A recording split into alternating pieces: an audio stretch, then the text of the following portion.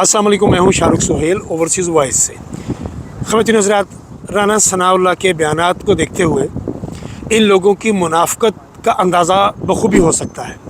पहले राना सनाउल्लाह ने कहा कि फॉर्म 47 के मुताबिक अगर हम इनको हुकूमत दे दें तो हम सब लोग तो जेलों में बैठे हुए होंगे। यानी उनको अंदाज़ा है कि हमने जो किया है वो गलत किया है, और इस गलत करने के बाद अगर हमें इसकी सज़ा मिली तो हम सब लोग जेल में बैठे हुए होंगे। और उसके बाद उनका एक बयान आता है जिसमें वो कहते हैं कि भले मेरा इख्तलाफ है इमरान ख़ान से, लेकिन मैं दुआ गो हूँ कि अल्लाह ताला इमरान ख़ान को शेख मुजीब वाले अंजाम से बचाए। यानी इनकी मुनाफ़क़त का अंदाज़ा लगाएं आप लोग। ये दबे लफ्ज़ों में इस बात में भी धमकी है कि जिस तरह शेख मुजीब को मार दिया गया था, इस तरह इमरान ख़ान को भी मारा जा सकता है। वो जो कुछ अरसे के बाद एक बात उठती है कि इमरान ख़ान को मार दिया जाएगा, असल में ये थोड़ा सा आवाम का टेम्परेचर चेक करते हैं कि कितना रिएक्शन आएगा। और जब इन्हें ये अंदाज़ा होता है कि इमरान ख़ान को अगर हमने कुछ किया, इमरान ख़ान के साथ कोई हमने ज़्यादती करने की कोशिश की, उसको मारने की कोशिश की, तो आवाम का रद्द अमल बहुत शदीद आएगा, जो कि आएगा। इनकी अपनी एजेंसियाँ इनको जो रिपोर्टें पेश करती हैं, उन रिपोर्ट्स के मुताबिक अगर खुदा न खास्ता इमरान ख़ान के साथ कुछ ऐसा हुआ तो इनको अंदाज़ा है कि ये इनमें से कोई भी सलामत नहीं रहेगा। ये जितने अपने आप को ताकतवर समझते हैं, ये नासूर लीग हो गई, जरदारी लीग हो गई, या बाकी के भी जितने लोग हैं, पाकिस्तान की ब्यूरोक्रेसी जो अपने आप को बहुत ताकतवर लोग समझते हैं, इनको अंदाज़ा नहीं है कि फिर इनके अपने बीवी बच्चों समेत और इनके गिरेबानों समेत आवाम इनको घरों से निकाल के बाहर इनको ज़मीन पे पटकेगी। इनके साथ वही काम होगा जो श्रीलंका में हुआ था, वहाँ के वज़रा के साथ, वहाँ की जमात के साथ जो उस वक्त इक़्तिदार में थी।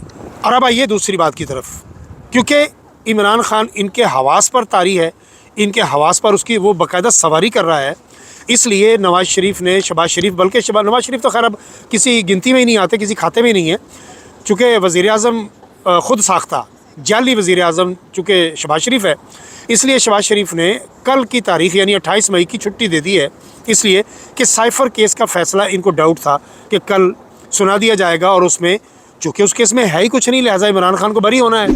जैसे तोशा खाना केस में कुछ नहीं है, जैसे अल कादर यूनिवर्सिटी केस में कुछ नहीं है, और वो जो इद्दत वाला मामला है ख़ास तौर पर, उसमें तो कुछ मशाइख ने, उलमा ने बाकायदा फतवा सादर कर दिया है कि ये इस्लामी तारीख़ के मुनाफी है, ये इस्लामी क़वानीन के मुनाफी है, इसलिए ये सज़ा ही गलत है। सरगोदा में जो जहालत एक बार फिर दिखाई गई है, और अब ख़बरें आ रही हैं कि वो ज़ाती नौइयत की दुश्मनी थी जिस वजह से उस क्रिश्चियन को, उस ईसाई को, उस पर तौहीन कुरान का या तौहीन इस्लाम का इल्ज़ाम लगा के हर कुछ अरसे के बाद ये बात उठती है। और आप नोट कीजिएगा, ये तब उठती है जब किसी बात से इन्होंने आवाम की तवज्जो हटानी होती है।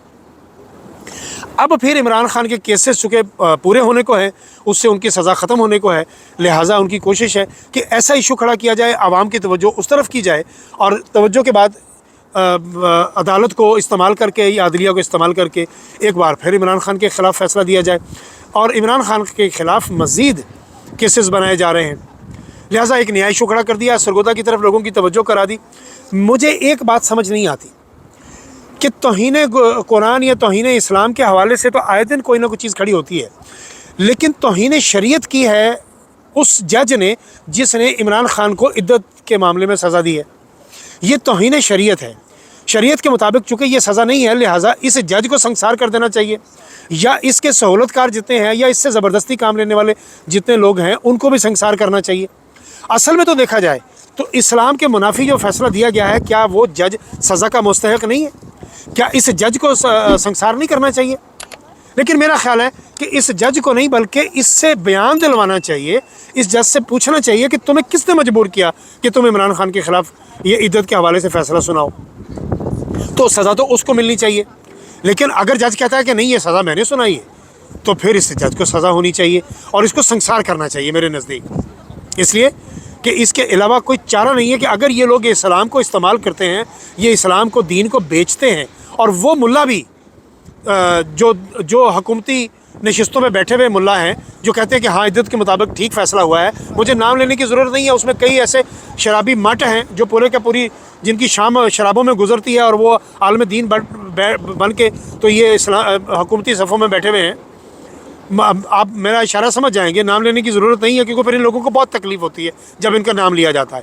لیکن کون کون سا عالم دین سو کالڈ حکومتی صفوں میں بیٹھا ہوا ہے جو باقاعدہ شرابی بھی ہے, زانی بھی ہے.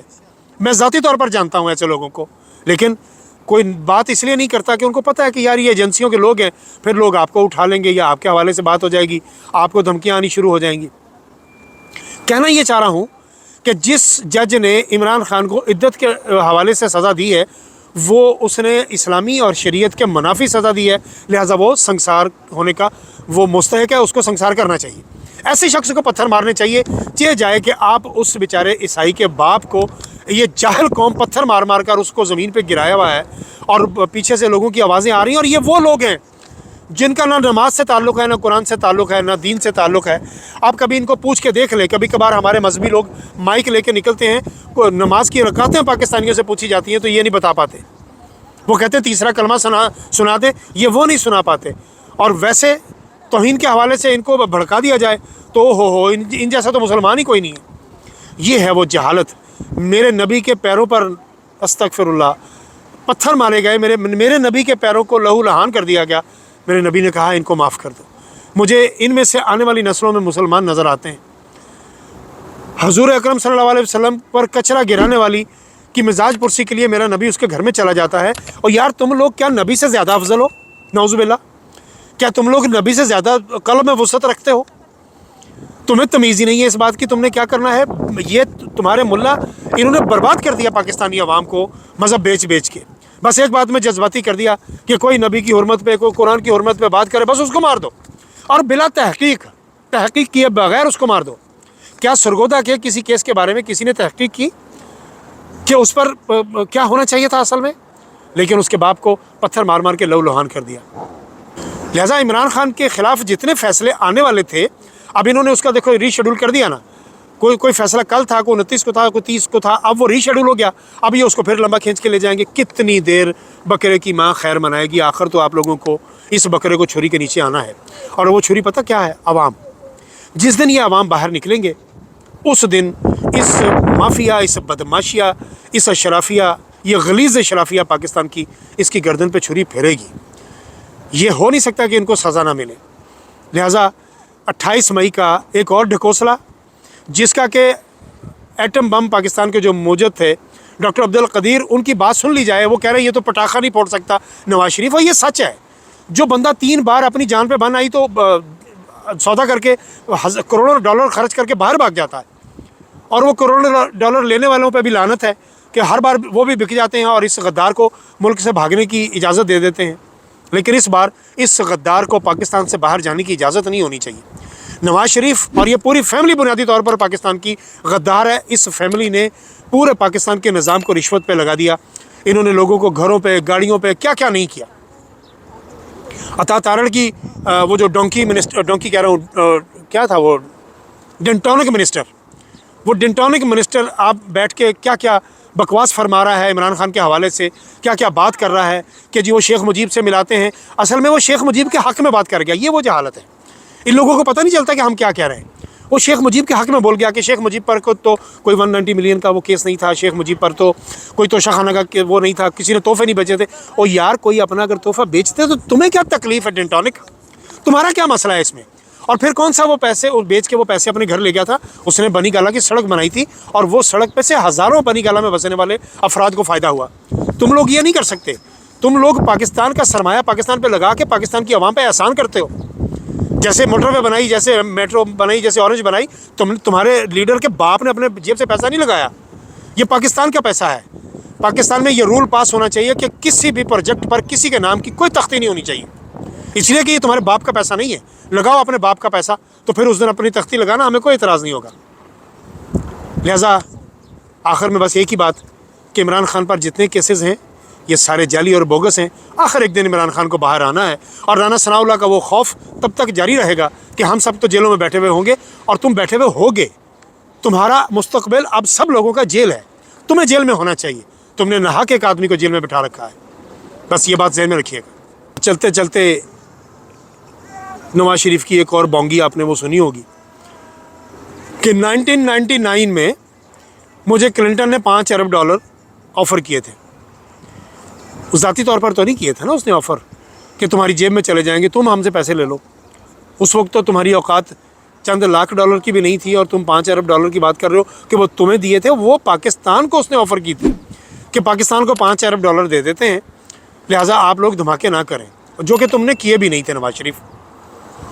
क्योंकि और बोंगी मैं बता रहा था आपको, नवाज शरीफ ने तकरीर में कहा कि मुझे 1999 में 5 अरब डॉलर की ऑफ़र हुई थी, जबकि 28 मई 1998 को धमाके किए गए थे।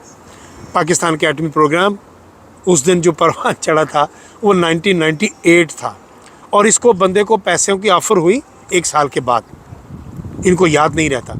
इमरान खान ने कहा था एक तो ये पढ़े लिखे नहीं है, दूसरा ये कोशिश भी नहीं करते हैं।